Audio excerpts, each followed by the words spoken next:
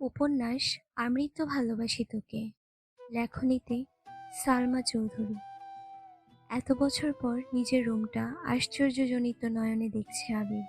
সেই পরিচিত ঘ্রাণ, যেখানে সে নিজের জীবনের 12টা বছর কাটিয়েছিল, যে রুমটা ছিল তার একান্তই ব্যক্তিগত, আজও তাই আছে। একটা জিনিসও এদিক সেদিক হতে দেননি আবিরের মা মালিহা খান। এমনকি রুমে বছরের পর বছর তালা দিয়ে রেখেছেন তিনি। যখনই ছেলের কথা মনে হতো, ছেলের রুমে এসে নীরবে কেঁদে যেতেন, যেন কেউ বুঝতে না পারে। আবির রুমে ঢুকে লাগেজ খুলে নিজের পরনের টি শার্ট হাতে শাওয়ার নিতে চলে যায়। শাওয়ার শেষে বের হলেন একটা কফি কালারের টি শার্ট আর একটা ট্রাউজার পরে, হাতে টাওয়াল নিয়ে মাথা চুল মুছতে মুছতে। খাটে বসে আছে তানভীর, লাগেজ নিয়ে এসে রুমেই বসে আছে সে। তানভীরকে দেখে আবির জিজ্ঞাসা করছে, কিছু বলবি? কি হলো? তানভীর মুচকি হেসে জিজ্ঞাসা করছে, আচ্ছা ভাইয়া, ওই লাগেজটা ধরতে দিলে না কেন? কি আছে ওইটাতে? আবির চোখ খোদায় উদ্বেগ স্পষ্ট, চোয়ালে শক্ত করে উত্তর দিল, ওইটাতে আমার পার্সোনাল কিছু জিনিস আছে। তানভীর হাসতে হাসতে উত্তর দেয়, সে পার্সোনাল জিনিসগুলো দেখতে চাচ্ছে আমার অবুঝ মন। কি করব বলো? স্বভাবসুলভ গভীর কণ্ঠে উত্তর দিল আবির, কাউকে দেখানো জিনিস আশা করি পার্সোনাল হবে না। তানভীর ভাইয়ের আপত্তিস্বর বুঝতে পেরে এই বিষয়ে আর কিছুই বলেনি, শুধু জিজ্ঞাসা করে, বিকালে কি বের হবে? আবির উপর নিচ মাথা নেড়ে হাস্যচক সম্মতি জানায়। তানভীর কথা না বাড়িয়ে চুপচাপ বিদায় নেয় রুম থেকে। আবির খাঁচার এক কোণায় বসে মোবাইল হাতে নিয়ে গুরুত্বপূর্ণ কিছু চেক করতে ব্যস্ত হয়ে পড়ে। মেঘ নিজের রুমে ঢুকে শপিং ব্যাগটা খুলে 3টা ড্রেস বের করলো। 3টা জামাই অসাধারণ সুন্দর, 2টা গ্রাউন্ড ড্রেস আর একটা গর্জিয়াস কাজের 3 পিস। ল্যাপটপটাও খুলে দেখে, তার প্রয়োজনীয় সকল অ্যাপ ব্রাউজার অলরেডি ল্যাপটপে সেট করা আছে। মেঘের দৃষ্টি যায় র্যাপিং পেপারে মোড়ানো বক্সের দিকে। র্যাপিং পেপার খুলতেই চোখ পড়ে 3টা উপন্যাসের বই, যেগুলোর উপরে ছোট্ট একটা চিরকুটে লেখা, এডমিশনের পরে পড়বি। তার সাথে একটা ছোট বক্স, যেখানে এক বক্স রঙিন পাথর। মেঘের এই পাথরগুলো ছোটবেলায় খুব পছন্দ ছিল। তার সাথে একটা আইফোন 13 প্রো ম্যাক্স মোবাইলের বক্স। ফোন দেখে মেঘের চক্ষু চড়গাছ। অনেকদিন যাবৎ মনের কোণে সুপ্ত ইচ্ছে ছিল একটা আইফোন কেনার, কিন্তু কাউকে বলার মতো সাহস হয়নি তার। এগুলো দেখে খুশিতে গদগদ হয়ে পড়েছে ম্যাগ। ইন্টার সেকেন্ড ইয়ারে পড়াকালীন মেঘের যখন কলেজ, প্রাইভেট কোচিং সব মিলিয়ে ব্যস্ততায় দিন কাটছিল, তখন তানবীর পুরনো একটা ফোন দিয়েছিল মেঘকে। সিমটাও ছিল তানবীরের।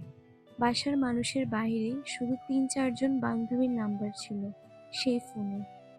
এমনকি স্যারদেরকেও নাম্বার দিতে নিষেধ করেছিল কড়া ভাষায়। তানভীর বরাবরই বোনের ব্যাপারে খুব সিরিয়াস ছিল।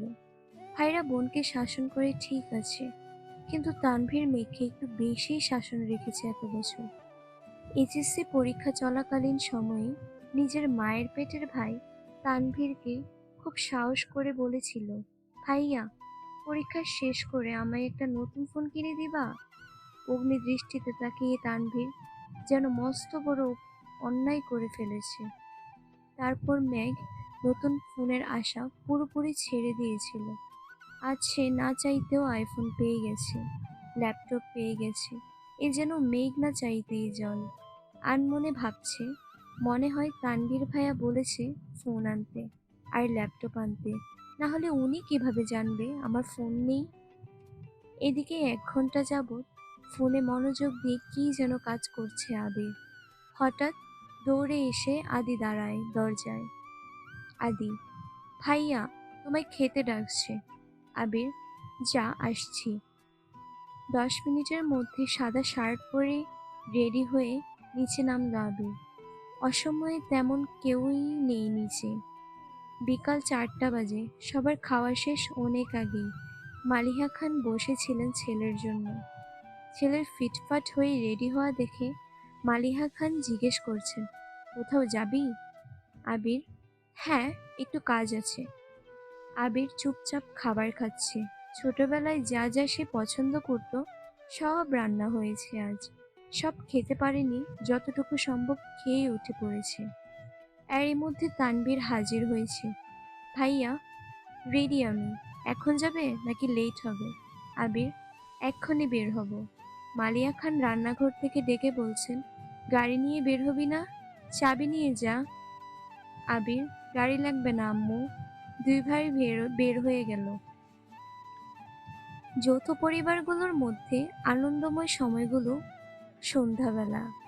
বাড়ির সকলে মিলে হইচই করে বিকালের নাস্তা খাওয়া, একটু টিভি দেখা, খেলাধুলা করা, আড্ডা দেওয়া। সমস্যা শুধু বড় ভাই তানভীর। সবসময় মেঘকে চোখে চোখে রাখে। কি করছে না করছে, কখন খাচ্ছে, পড়াশোনা করছে কিনা, এসব কিছু দেখাই যেন তার একমাত্র কাজ। কিন্তু মিম আর আদিকে কোনোদিনও একটা ধমকও পর্যন্ত দেয়নি তানভীর। এ কেমন দুমুখ ব্যবহার! তানভীর যতক্ষণ বাসার বাইরে থাকে, মেঘ ততক্ষণ মুক্ত স্বাধীন। তানভীর বাসায় না থাকায় তিন ভাই বোন মিলে ছুটোছুটি করছে। মেঘ যা বলে ছোট দুইটা তাই করে। মেঘ আর আবিরের এখনো দেখাই হয়নি। মেঘ কোচিং থেকে এসে রুমে যে ঢুকেছিল, তার গিফট নিয়ে ব্যস্ততার কারণে সবেমাত্র রুম থেকে নিচে এসেছে। অন্যদিকে আবির বাসা থেকে চলে গেছে আরো 2 ঘন্টা আগে। মেঘ, মিম আর আদি ছুটোছুটি করে শেষ হয় বড় আব্বু জনাব আলী আহমদ খানের বাসায় প্রবেশ দেখে। আলী আহমদ খান বাসায় ঢুকতে ঢুকতে স্ত্রীকে জিজ্ঞাসা করলেন, আবির কোথায় মালিহা? মালিহা খান উত্তরে বললেন, ও তো তানভীরকে নিয়ে বের হয়ে বলল কি কাজ আছে। আলী আহমদ খান সোফায় বসতে বসতে মেঘের দিকে তাকিয়ে প্রশ্ন করলেন, পড়াশোনার কি অবস্থা আম্মু? মেঘ শান্ত স্বরে উত্তর করল, আলহামদুলিল্লাহ ভালো বড় আব্বু। তবে তবে কি? প্রশ্ন করলেন আলী আহমদ খান। আমার ফিজিক্স আর ম্যাথে একটু সমস্যা আছে। কোচিংয়ে সাথে কুলাতে পারছি না। প্রাইভেটগুলোও তো অনেক এগিয়ে গেছে। আলী আহমদ খান, ঠিক আছে, তোমার জন্য একটা প্রাইভেট টিউটর নিয়ে আসবো। কাল বা পরশুর মধ্যেই ম্যানেজ করতেছি। তুমি চিন্তা করো না, মন দিয়ে পড়াশোনা করো আম্মু। তোমার ভাই তানভীর তো আমার কোনো কথাই শোনে না, আর না শুনে তোমার আব্বুর কথা। কোথায় থেকে মাথায় ভূত চেপেছে রাজনীতি করবে, পড়াশোনায় গুরুত্ব না দিয়ে রাজনীতিতে গুরুত্ব দিচ্ছে। তুমি পড়াশোনা করো ভালো করে, মেডিকেলে অথবা ঢাকা বিশ্ববিদ্যালয়ে যেন চান্সটা হয়ে যায়। জি বড় আব্বু, চেষ্টা করব। খেয়েছো কি কিছু তোমরা? আলী আহমদ খান জিজ্ঞাসা করলেন। এবার উত্তরটা মিম দিল, হ্যাঁ বড় আব্বু, খেয়েছি আমরা। ঠিক আছে, এখন রুমে গিয়ে পড়তে বসো। তিন ভাই বোন কোনো কথা না বলে তিন দিকে যে যার রুমে চলে যায়। রাত 9টায় বাড়িতে ঢুকে আবির আর তানভীর। খাবার টেবিলে খেতে বসেছেন তিন ভাই আর আদি।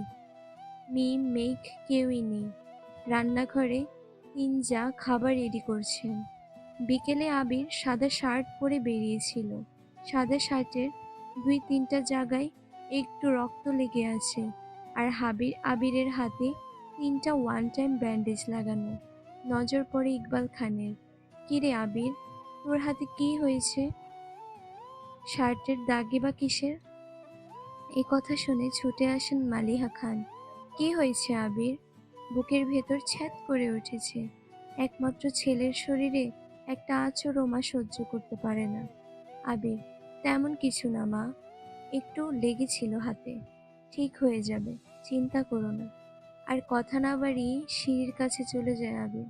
আলী আহমদ খান ছেলের দিকে তাকিয়ে প্রশ্ন করেন, খাবে না? না আব্বু, বিকেলে খেয়েছি, খিদে নেই, এই বলে রুমের দিকে চলে যায় আবির। আবিরের কণ্ঠ শুনে মেঘ রুম থেকে বের হয় তাড়াতাড়ি। এতগুলো গিফট দিল, অবশ্যই ধন্যবাদ জানানো উচিত। 7 বছরে ভাইয়ের মুখটাও দেখেনি সে। কিন্তু মেঘ রুম থেকে বের হতে হতেই আবির রুমে ঢুকে পড়েছে। মেঘের চোখ মুছে নীরবতা। নিচে গিয়ে সবার সাথে খেতে বসে। তানভীরও খেতে বসেছে হাত মুখ ধুয়ে। ইকবাল খান তানভীরের উদ্দেশ্যে বলে, তুই তো ছিলি আবিরের সাথে, কি হয়েছে বল। চাচ্চু, আমি তো ভাইয়ের সাথে বেরিয়েছিলাম, কিন্তু পরে আমি পার্টি অফিসে চলে গিয়েছিলাম, তাই সঠিক জানি না। মেঘ যেন কিছুই বুঝতে পারছে না। বাড়িতে এসেছে 7-8 ঘন্টা হয়ে গেছে মানুষটার, অথচ সে এখনো দেখেনি তাকে। তার মধ্যে আবার কি অঘটন ঘটিয়ে ফেলেছে। সে শুধু চাচ্চু আর ভাইয়ার মুখের দিকে তাকাচ্ছে বারবার। আলী আহমদ খান গম্ভীর স্বরে তানভীরকে বললেন, সে তো তোমার ভাই কম, বন্ধু বেশি। তাকে বলে দিও কোনো প্রকার মারপিট আর রাজনীতিতে যেন না জড়ায়। আর এটাও বলে দিও তাকে, তার বয়সটা কিন্তু আমিও পার করে এসেছি। তাকে দেশে এনেছি মারপিট করার জন্য না, আমাদের ব্যবসার হাল ধরার জন্য। তানভীর, আসলে বড় আপু, সামান্য হাত কেটেছে ভাইয়ার। আলী আহমদ খান, থাক, আমায় কিছু বোঝাতে হবে না। কোনটা মারপিট, কোনটা কাটা আর কোনটা কেটে যাওয়া, তা আমি বুঝি। তুমি তো নিজের রাস্তা বেছেই নিয়েছো, অন্তত তাকে বোঝাও এসবে যেন না জড়ায়। তানভীর, জি বড় আব্বু। মেঘ আচমকা প্রশ্ন করে বসেছে, কি হয়েছে? তানভীর মেঘের দিকে চোখ রাঙিয়ে তাকিয়ে বলে, তুই চুপচাপ খা। ইকবাল খান বড় ভাইয়ের দিকে তাকিয়ে বলল, আবির কেন মারামারি করবে? এত বছর বাইরে ছিল ছেলেটা, এখানে ওর কে এমন শত্রু আছে?